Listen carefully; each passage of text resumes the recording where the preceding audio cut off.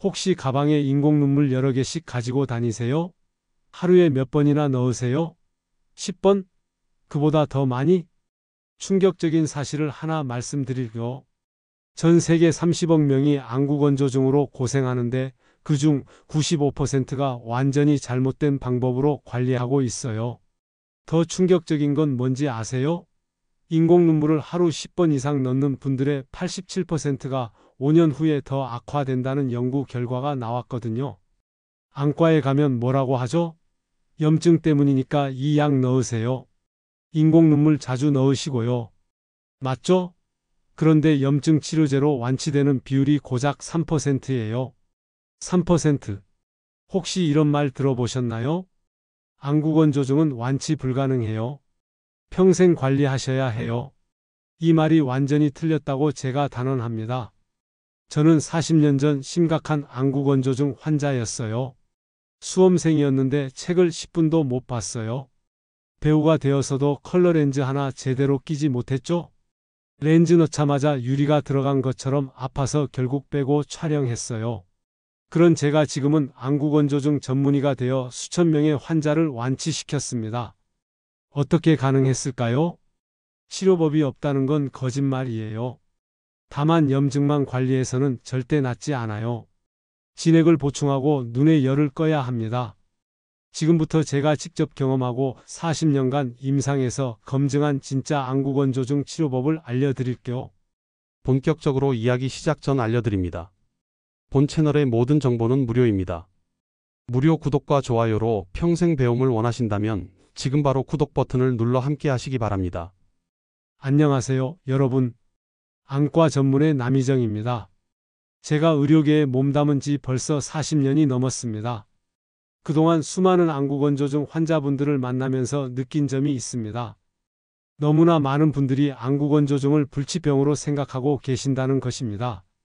특히 젊은 의사들조차도 이 질환에 대해 소극적인 치료만 하는 경우를 자주 봅니다. 지난주에도 50대 중반의 환자분이 저를 찾아오셨습니다. 이분은 10년 넘게 여러 병원을 전전하며 치료를 받았지만 나아지지 않았다고 하시더군요. 매일 아침 눈을 뜨기가 무서울 정도로 건조하고 직장에서 컴퓨터 업무를 할 때마다 고통스럽다고 호소하셨습니다. 인공 눈물을 하루에 20번도 넣어보고 값비싼 히알루론산 점안액까지 써봤지만 소용없었다고 하시더군요. 이런 사례를 볼 때마다 안타까운 마음이 듭니다. 왜냐하면 안구건조증은 분명히 치료 가능한 질환이기 때문입니다.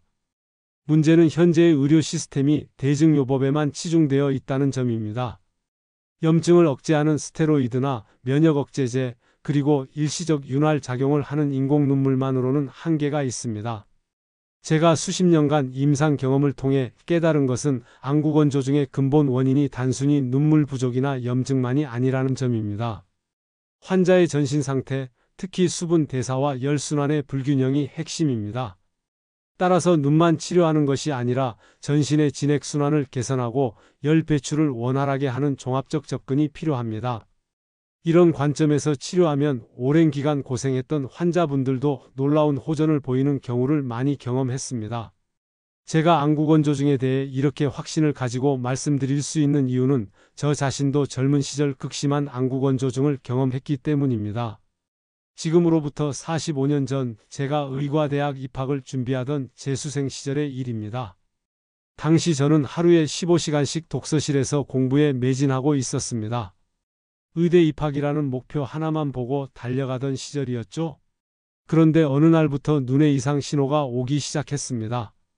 처음에는 단순한 눈의 피로라고 생각했는데 점점 심해져서 교과서 글자가 제대로 보이지 않을 정도가 되었습니다. 아침에 일어나면 눈꺼풀이 눈에 달라붙어 있어서 억지로 떼어내야 했고 눈을 뜨는 순간부터 모래가 들어간 것 같은 이물감과 화끈거림이 시작되었습니다. 밤늦게까지 공부하고 잠자리에 들어도 눈이 아파서 깊은 잠을 잘 수가 없었습니다. 하루 종일 눈꺼풀이 경련을 일으키며 떨렸고 집중력도 현저히 떨어졌습니다. 약국에서 구입할 수 있는 모든 안약을 시도해 봤습니다. 인공 눈물부터 시작해서 점성이 높은 겔 타입 안연고까지 말이죠. 하지만 효과는 일시적이었고 오히려 시간이 갈수록 증상은 더욱 악화되었습니다. 결국 서울의 한 대학병원 안과를 찾게 되었고 당시로서는 상당히 심각한 수준의 안구건조증이라는 진단을 받았습니다. 담당 교수님께서는 여러 가지 치료를 시도해 주셨습니다. 당시 최신 치료법이었던 누전폐쇄술부터 시작해서 스테로이드 안약, 그리고 면역 억제 성분이 들어간 안약까지 모든 것을 다 써봤습니다. 온열 마사지와 인공 눈물 점안을 하루에 수십 번씩 하라는 지시도 받았습니다. 하지만 몇 달이 지나도 별다른 호전이 없었습니다. 오히려 약물 부작용으로 인한 새로운 문제들이 생기기 시작했죠. 그때 저는 정말 절망적이었습니다. 의사가 되겠다는 꿈을 품고 공부하는 학생이 책조차 제대로 볼 수 없다니 말입니다. 그 무렵 우연한 기회에 한의학적 치료를 접하게 되었고 체질 개선을 통한 근본적인 치료를 받기 시작했습니다. 놀랍게도 몇 개월 만에 완전히 회복될 수 있었습니다. 그 경험이 지금까지 제 진료 철학의 바탕이 되고 있습니다.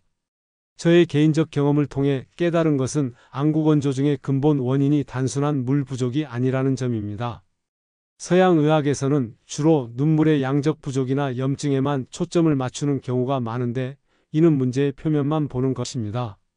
우리 몸의 모든 건조 증상은 진액의 부족에서 비롯됩니다. 여기서 말하는 진액이란 단순한 물이 아닙니다. 혈액, 림프액, 세포간액, 그리고 각종 분비액을 모두 포함하는 개념입니다. 이 진액 안에는 수분뿐만 아니라 단백질, 무기질, 호르몬, 면역 물질 등 생명 유지에 필수적인 모든 성분들이 균형 있게 들어 있습니다. 눈물 역시 마찬가지입니다. 많은 분들이 눈물을 단순한 물방울 정도로 생각하시는데 실제로는 매우 정교한 구조를 가지고 있습니다.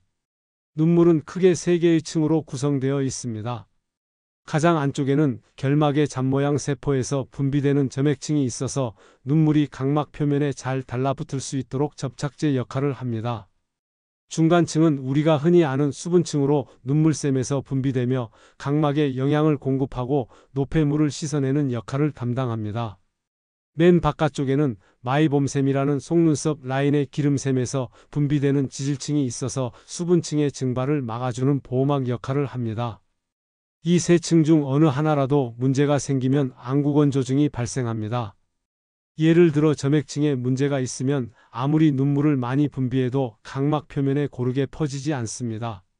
지질층에 문제가 있으면 눈물이 쉽게 증발해버려서 금세 다시 건조해집니다. 따라서 단순히 인공 눈물로 수분만 보충하는 것으로는 근본적인 해결이 되지 않는 것입니다. 더 중요한 것은 이러한 눈물의 각 층을 만들어내는 능력 자체가 우리 몸의 전반적인 진액 상태와 밀접한 관련이 있다는 점입니다. 몸 전체의 수분 대사가 원활하지 않으면 국소적으로 눈물샘의 기능도 떨어지게 됩니다. 그래서 안구건조증 치료에서는 눈만 보는 것이 아니라 전신의 진액 순환을 개선하는 관점이 필요한 것입니다.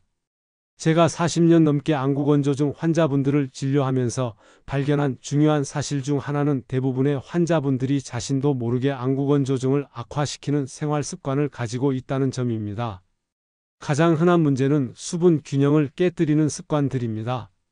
현대인들의 카페인 의존도가 점점 높아지고 있는데 하루에 커피를 서너 잔씩 마시는 분들이 대부분입니다. 카페인은 강력한 이뇨 작용을 하기 때문에 체내 수분을 빠르게 배출시킵니다. 알코올 역시 마찬가지입니다. 술을 마신 다음 날 입이 바짝 마르고 눈이 더욱 건조해지는 것을 경험해 보신 분들이 많을 텐데 이는 알코올이 체내 수분을 급격히 고갈시키기 때문입니다. 더욱 심각한 문제는 최근 젊은 층에서 유행하고 있는 극단적인 식습관들입니다. 과도한 다이어트나 간헐적 단식, 그리고 탄수화물을 완전히 배제하는 식단 등이 그것입니다. 이러한 식습관들은 단기적으로는 체중 감량 효과가 있을지 모르지만 장기적으로는 우리 몸의 진액 생성 능력을 현저히 떨어뜨립니다. 특히 단백질과 지방 섭취가 부족하면 눈물의 구성 성분 자체를 만들어낼 수 없게 됩니다. 식품 선택에서도 주의해야 할 점들이 있습니다. 밀가루로 만든 음식들을 과도하게 섭취하면 장 점막에 염증을 일으킬 수 있습니다.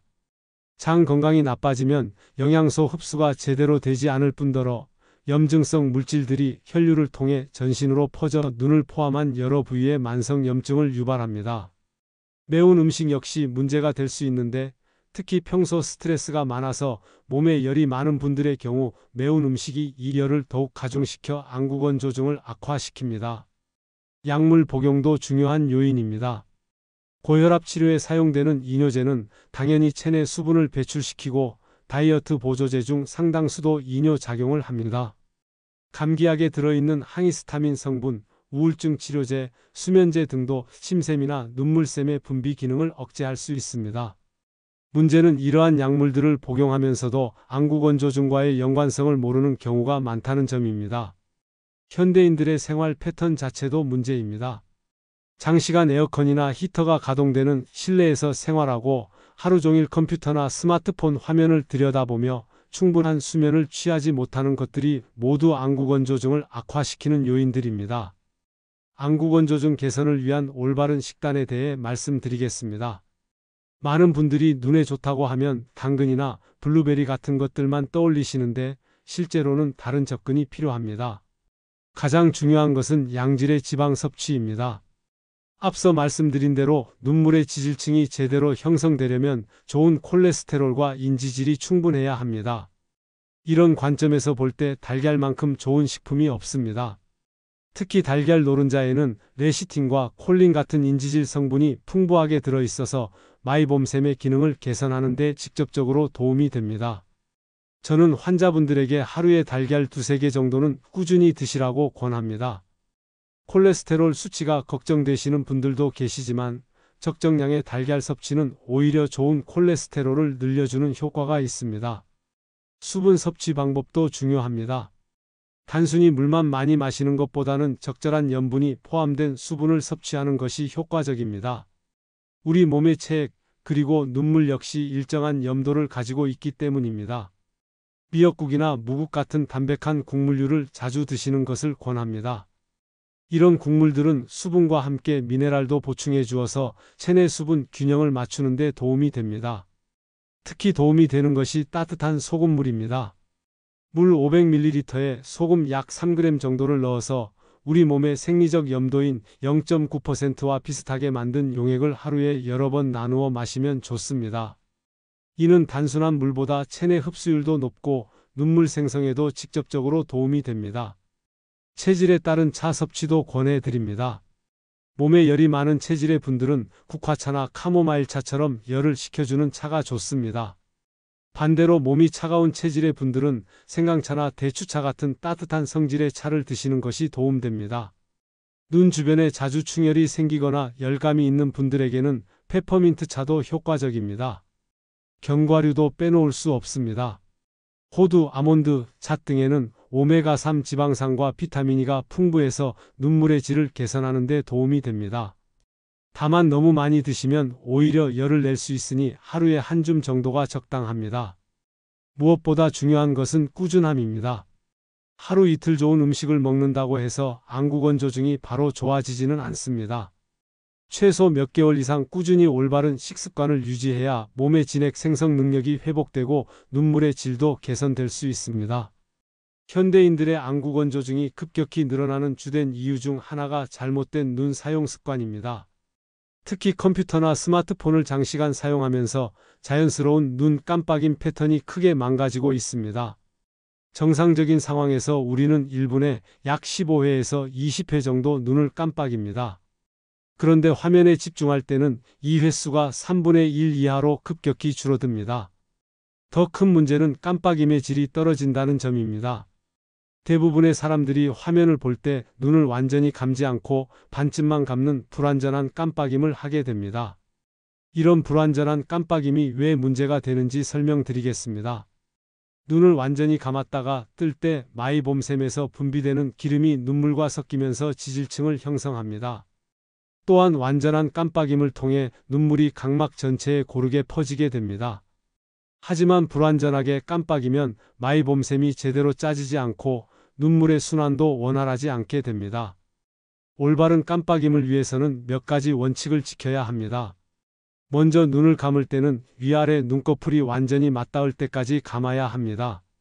이때 눈 주변 근육에 약간의 힘이 들어가는 것이 정상입니다. 그리고 1초 정도 완전히 감은 상태를 유지한 후 천천히 눈을 떠야 합니다. 제대로 깜빡였다면 눈을 뜬 순간 시야가 더 맑아지고 촉촉한 느낌이 들어야 합니다. 모니터 작업을 할 때는 의식적으로 깜빡임 휴식을 취해야 합니다. 20분마다 20초씩 화면에서 눈을 떼고 먼 곳을 바라보면서 의식적으로 완전한 깜빡임을 10회 정도 반복하는 것이 좋습니다. 이를 20-20-20 법칙이라고 부르는데 여기에 깜빡임을 추가한 것입니다. 모니터의 위치와 밝기 조절도 중요합니다. 화면은 눈높이보다 10도에서 20도 정도 아래쪽에 위치시켜야 합니다. 이렇게 하면 자연스럽게 눈꺼풀이 더 많이 덮여서 눈물 증발을 줄일 수 있습니다. 화면의 밝기는 주변 환경과 비슷하게 맞추되 너무 밝거나 어둡지 않게 조절해야 합니다. 실내 환경도 신경 써야 합니다. 에어컨이나 히터 바람이 직접 얼굴에 닿지 않도록 하고 가습기를 사용해서 실내 습도를 50% 이상 유지하는 것이 좋습니다. 특히 겨울철에는 난방으로 인해 실내가 매우 건조해지므로 각별한 주의가 필요합니다. 저는 환자분들에게 하루에 몇 번씩 의식적인 깜빡임 운동을 하라고 권합니다. 거울을 보면서 천천히 완전하게 눈을 감았다 뜨는 연습을 하루에 50회 정도 하시면 마이봄샘 기능이 점차 회복됩니다. 안구건조증 치료에서 간과되기 쉬운 부분이 바로 수면과 스트레스 관리입니다. 많은 환자분들이 안약이나 식단에만 집중하시는데 실제로는 수면의 질이 안구건조증 개선에 결정적인 역할을 합니다. 우리 몸의 진액 회복은 주로 야간에 이루어집니다. 밤 11시부터 새벽 3시 사이가 가장 중요한 시간대인데 이때 간에서 혈액을 정화하고 새로운 체액을 생성하는 작업이 활발하게 진행됩니다. 또한 성장 호르몬 분비가 최고조에 달해서 손상된 조직을 복구하고 새로운 세포를 만들어내는 과정도 이 시간에 집중됩니다. 수면 부족이 안구건조증에 미치는 영향은 생각보다 직접적입니다. 하루 이틀 잠을 제대로 못 자면 눈이 푸석푸석해지고 건조감이 심해지는 것을 경험해 보신 분들이 많을 것입니다. 이는 단순한 피로 때문이 아니라 실제로 눈물의 생성량과 질이 떨어지기 때문입니다. 특히 마이봄샘에서 분비되는 기름 성분의 점성이 높아져서 눈물의 지질층 형성에 문제가 생깁니다. 스트레스 역시 안구건조증에 악영향을 미치는 주요 요인입니다. 만성적인 스트레스는 자율신경계의 균형을 깨뜨려서 교감신경이 과도하게 활성화됩니다. 교감신경이 활성화되면 혈관이 수축하고 분비샘의 기능이 억제되어 눈물 생성량이 줄어듭니다. 또한 스트레스 호르몬인 코르티솔이 지속적으로 분비되면 면역 기능이 저하되어 눈 주변에 염증이 생기기 쉬워집니다. 현대인들의 수면 패턴도 문제입니다. 늦은 시간까지 스마트폰이나 컴퓨터를 사용하면 블루라이트에 의해 멜라토닌 분비가 억제되어 수면의 질이 떨어집니다. 또한 불규칙한 수면 시간은 우리 몸의 생체 리듬을 깨뜨려서 호르몬 분비 패턴에 혼란을 가져옵니다. 수면의 질을 개선하기 위해서는 몇 가지 원칙을 지켜야 합니다. 먼저 잠자리에 들기 2시간 전부터는 전자기기 사용을 중단하는 것이 좋습니다. 침실 온도는 18도에서 20도 정도로 시원하게 유지하고 완전히 어둡게 만들어야 합니다. 규칙적인 수면 시간을 지키는 것도 중요한데 주말에도 평일과 비슷한 시간에 잠자리에 들고 일어나는 습관을 들여야 합니다. 스트레스 관리를 위해서는 규칙적인 운동이 도움됩니다. 하지만 너무 격렬한 운동은 오히려 몸의 진액을 소모시킬 수 있으니 산책이나 요가 같은 가벼운 운동이 좋습니다. 명상이나 깊은 호흡 연습도 자율신경계의 균형을 맞추는 데 효과적입니다. 특히 잠자리에 들기 전에 10분 정도 복식 호흡을 하면 부교감 신경이 활성화되어 숙면에 도움이 됩니다. 안구건조증 환자들 중 상당수가 마이봄샘 기능장애를 동반하고 있습니다. 이는 단순히 눈물이 부족한 것이 아니라 눈물의 증발을 막아주는 기름층에 문제가 생긴 것입니다. 마이봄샘은 위아래 눈꺼풀 가장자리에 있는 미세한 기름샘들로 정상적으로 기능할 때는 맑고 투명한 기름을 분비해서 눈물의 증발을 방지합니다. 하지만 현대인들의 생활 환경에서는 마이봄샘이 쉽게 막히거나 염증이 생깁니다. 특히 여성분들의 경우 아이라이너나 마스카라 같은 눈화장이 마이봄샘 입구를 막는 주요 원인이 됩니다. 또한 미세먼지나 대기오염 물질들이 눈꺼풀 가장자리에 축적되어 염증을 유발하기도 합니다. 마이봄샘 기능이 저하되면 분비되는 기름의 성질이 변합니다. 정상적으로는 체온에서 액체 상태를 유지해야 하는데 염증이 생기면 기름이 끈적해지고 굳어져서 분비가 어려워집니다. 이런 상태가 지속되면 마이봄샘 자체가 위축되어 영구적인 손상이 올 수도 있습니다. 마이봄샘 관리의 첫 번째 단계는 철저한 눈꺼풀 청결입니다. 하루 2번 아침과 저녁에 미지근한 물로 세안할 때 눈꺼풀 가장자리를 특별히 신경 써서 닦아야 합니다. 순한 세안제를 충분히 거품을 낸 후 속눈썹 뿌리 부분을 부드럽게 마사지하듯이 닦아내는 것이 중요합니다. 화장을 하는 분들은 전용 리무버를 사용해서 완전히 제거한 후 다시 한번 세안하는 이중 세안을 권합니다. 온찜질은 마이봄샘 관리의 핵심입니다. 40도에서 45도 정도의 따뜻한 수건을 눈 위에 올려놓고 10분에서 15분간 찜질을 합니다. 이때 수건이 식으면 다시 데워서 온도를 유지하는 것이 중요합니다. 온찜질을 통해 굳어진 기름을 부드럽게 만든 후에는 마사지가 필수입니다. 마사지 방법은 다음과 같습니다. 깨끗하게 씻은 손가락으로 위 눈꺼풀은 위에서 아래로, 아래 눈꺼풀은 아래에서 위로 부드럽게 압박하면서 마사지합니다. 이때 너무 강하게 누르면 안 되고 마이봄샘에서 기름이 나올 정도의 적당한 압력을 유지해야 합니다. 각 부위당 10회에서 15회 정도 반복합니다. 눈 주변 순환 개선을 위한 전체적인 마사지도 도움이 됩니다. 관자놀이에서 시작해서 눈썹 뼈를 따라 코 쪽으로 그리고 아래 눈꺼풀 뼈를 따라 다시 관자놀이로 돌아오는 원형 마사지를 합니다. 검지와 중지를 이용해서 가볍게 두드리듯이 마사지하면 혈액순환이 개선되고 림프 배액도 촉진됩니다. 이런 마이봄샘 관리를 꾸준히 하면 대부분의 환자분들이 2주에서 4주 사이에 증상 개선을 느끼기 시작합니다. 하지만 한번 손상된 마이봄샘이 완전히 회복되려면 몇 개월의 시간이 필요하므로 인내심을 가지고 꾸준히 관리하는 것이 중요합니다. 많은 환자분들이 자신의 증상이 안구건조증과 관련이 있다는 것을 모르고 계시는 경우가 많습니다. 안구건조증이라고 하면 단순히 눈이 마르다는 증상만 떠올리시는데 실제로는 훨씬 다양하고 복합적인 증상들이 나타납니다. 가장 흔하면서도 의외인 증상 중 하나가 눈꺼풀의 경련입니다. 환자분들이 눈이 자꾸 떨린다고 호소하시는데 이는 안구 표면의 건조로 인해 눈꺼풀 근육이 과도하게 긴장하기 때문입니다. 특히 스트레스가 많거나 피곤할 때 더욱 심해지는 경향이 있습니다. 심한 경우에는 눈을 제대로 뜰 수 없을 정도로 경련이 지속되기도 합니다. 두통도 안구건조증의 대표적인 동반 증상입니다. 눈이 건조하면 초점을 맞추기 위해 눈 주변 근육들이 과도하게 긴장하게 되고 이것이 측두부와 이마 부위의 두통으로 이어집니다. 특히 오후가 되면서 점점 심해지는 패턴을 보이는 경우가 많습니다. 많은 분들이 단순한 피로나 스트레스성 두통으로 생각하시지만 실제로는 안구건조증이 원인인 경우가 상당합니다. 시야 흐림 현상도 자주 나타나는 증상입니다.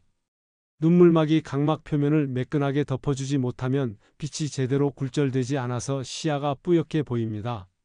특히 책을 읽거나 컴퓨터 작업을 할 때 처음에는 선명하게 보이다가 시간이 지나면서 점점 흐려지는 패턴을 보입니다.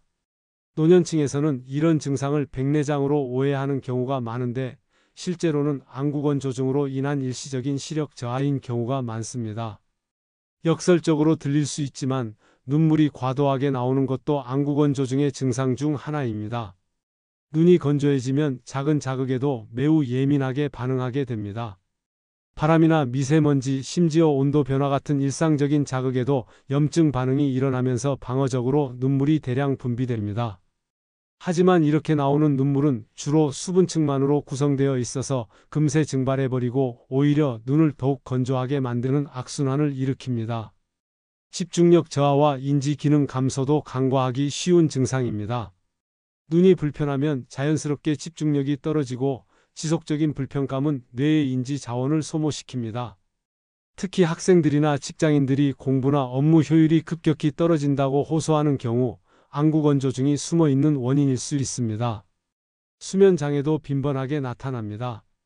밤에 잠들기 전이나 새벽에 눈이 건조해서 깨는 경우가 많고 이로 인해 수면의 질이 떨어져 다음날 피로감이 가중됩니다. 또한 지속적인 눈의 불편감은 스트레스 호르몬 분비를 증가시켜 불안감이나 우울감을 유발하기도 합니다. 이런 다양한 증상들 때문에 환자분들이 여러 과를 전전하시는 경우가 많습니다. 신경과에서 두통 검사를 받고 정신건강의학과에서 불안증 치료를 받다가 결국 안과에서 안구건조증 진단을 받는 일이 흔합니다. 인공눈물에 대해서는 환자분들이 가지고 있는 오해가 정말 많습니다. 제가 40년 넘게 진료하면서 가장 자주 듣는 질문 중 하나가 인공눈물을 자주 사용해도 되는지에 대한 것입니다. 가장 흔한 오해는 인공눈물을 자주 사용하면 내성이 생기거나 의존성이 생긴다는 것입니다. 하지만 이는 전혀 사실이 아닙니다. 인공눈물은 우리 몸에서 자연적으로 분비되는 눈물과 거의 동일한 성분으로 만들어졌기 때문에 얼마나 자주 사용해도 부작용이나 내성이 생기지 않습니다. 마치 피부가 건조할 때 로션을 바르는 것과 같은 개념입니다. 또 다른 오해는 인공눈물을 넣으면 오히려 더 아프다는 것입니다.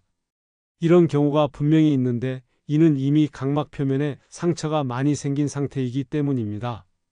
겨울에 얼굴이 심하게 터진 상태에서 로션을 바르면 따갑고 아픈 것과 같은 원리입니다. 따라서 증상이 심해지기 전에 미리 예방 차원에서 인공눈물을 사용하는 것이 훨씬 효과적입니다. 인공눈물의 종류도 중요합니다. 크게 일회용과 다회용으로 나뉘는데 각각의 특성을 이해하고 사용해야 합니다. 일회용 인공눈물은 방부제가 들어있지 않아서 더 안전하지만 한번 개봉하면 바로 사용하고 버려야 합니다. 많은 분들이 아깝다고 해서 개봉한 일회용 인공눈물을 하루 종일 들고 다니면서 사용하시는데 이는 세균 감염의 위험이 있으므로 절대 금물입니다. 다회용 인공눈물은 방부제가 포함되어 있어서 개봉 후에도 일정 기간 보관이 가능하지만 방부제로 인한 알레르기 반응이나 독성 각막염이 생길 수 있습니다. 특히 하루에 6번 이상 자주 사용하는 분들은 일회용 제품을 사용하는 것이 좋습니다. 인공눈물의 점성도 고려해야 할 요소입니다. 점성이 낮은 제품은 즉각적인 시원함을 주지만 지속시간이 짧고 점성이 높은 겔 타입 제품은 지속시간은 길지만 시야가 일시적으로 흐려질 수 있습니다. 낮에는 점성이 낮은 제품을, 밤에는 점성이 높은 제품을 사용하는 것이 효과적입니다. 사용 빈도에 대해서도 명확히 말씀드리겠습니다. 하루에 몇 번까지만 사용해야 한다는 제한은 없습니다. 필요할 때마다 수시로 사용하셔도 됩니다. 다만 한 번 사용했을 때 효과가 30분에서 1시간 정도 지속되므로 이 시간을 고려해서 사용하시면 됩니다. 하지만 인공눈물의 한계도 분명히 있습니다. 인공눈물은 어디까지나 일시적인 증상 완화제일 뿐 근본적인 치료제는 아닙니다. 마치 해열제가 열을 내려주지만 감염의 원인을 치료하지는 못하는 것과 같습니다. 따라서 인공눈물에만 의존하지 말고 앞서 말씀드린 올바른 생활습관과 마이봄샘 관리, 그리고 필요시 전문적인 치료를 병행하는 것이 중요합니다. 특히 인공눈물을 하루에 10번 이상 사용해도 증상이 개선되지 않는다면 단순한 안구건조증이 아닐 가능성이 높으므로 전문의의 정확한 진단을 받아보시기 바랍니다. 본 채널에서 제공되는 모든 콘텐츠는 제작자의 개인적인 의견과 경험을 바탕으로 한 것입니다. 건강 관련 정보는 참고용일 뿐이며 의학적 조치나 결정을 내리기 전에 반드시 전문 의료인과 상담하시기를 권장합니다.